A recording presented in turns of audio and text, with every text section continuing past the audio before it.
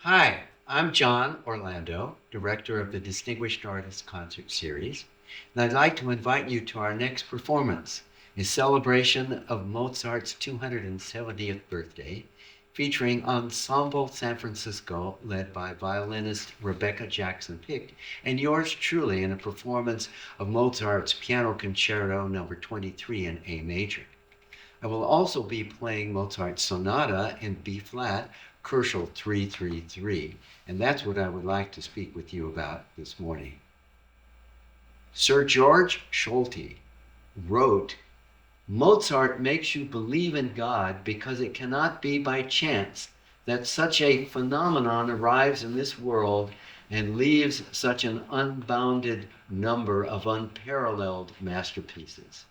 The sonata in B flat, which I'm going to play, ranks among the most beautiful creations in the entire piano literature. Its vibrant melodies in the first movement, a sublime andante cantabile, and a lively allegretto grazioso make for perfection. What I find so fascinating about this piece is how Mozart utilizes an utterly simple and commonly used musical device, one that had been used by composers for centuries, and out of it created, as Solti said, a work of unparalleled beauty. The device that I'm referring to is made up of two notes placed a step apart on the scale. The first, accented, and the second one, unaccented. This device in Italian is called the appoggiatura. The verb appoggiare means to oppose or to lean on, like I'm leaning on the piano right now. Appoggiaturas were used by composers since the 1600s as an expression of longing, romantic love, even dying. Appoggiaturas are used even in popular music. For example, John Lennon's Yesterday.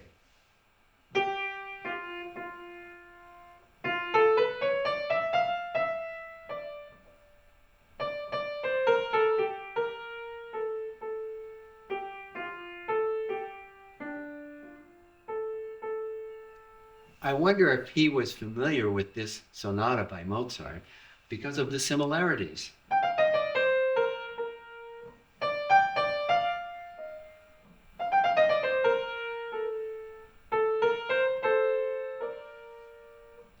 Mostly, appoggiaturas are used in descending fashion, but at the end of this phrase that I just played, he turns it upside down and harmonizes it. He uses that double appoggiatura to great extent in the second movement. The movement begins after this first phrase using a lot of two-note motives derived from the appoggiatura.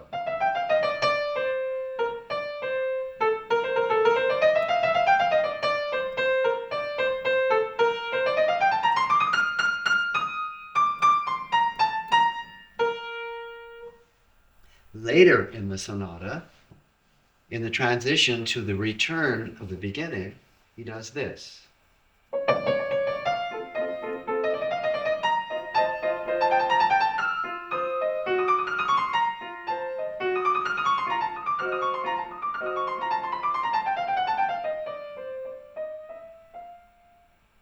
And in the second movement, he makes use of the double appoggiatura.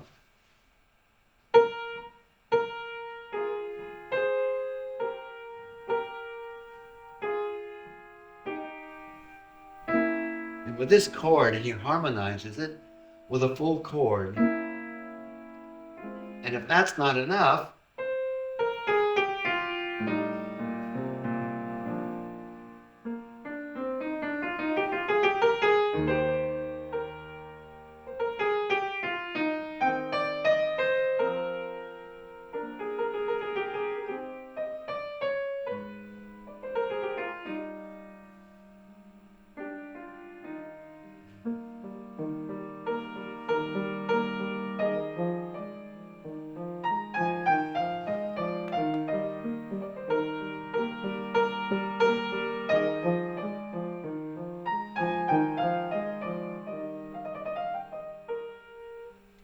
later, he does this.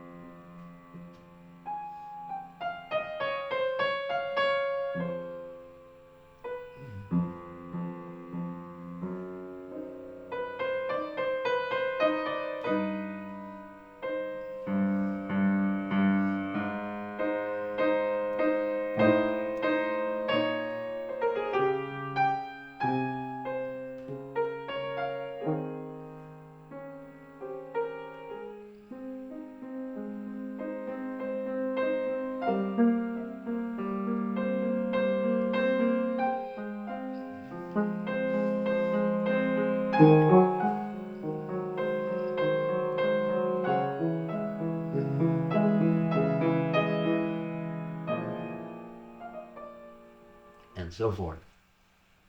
In the last movement, which is allegretto grazioso, which means to be played with graceful lightness, he uses the appoggiatura in a very interesting way.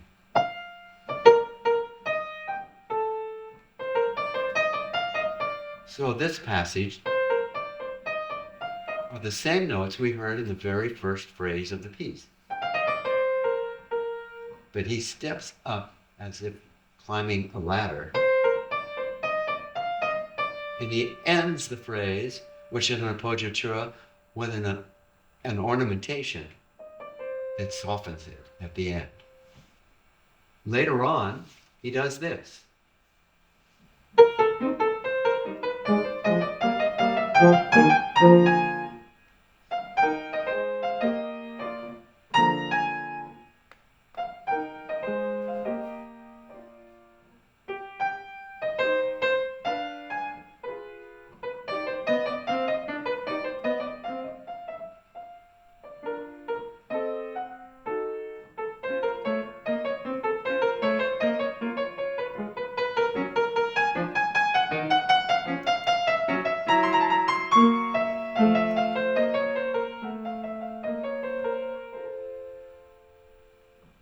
So these are just a few of the ways, among the hundreds of ways that Mozart uses the appoggiatura as a basis for this entire composition. So I hope when you come to the concert on the 25th of this month, that you will hang your hat on the appoggiatura, the two-note motive, and allow it to guide you through the intricacies and the complexities and the beauty of this unparalleled masterpiece. Thank you for watching.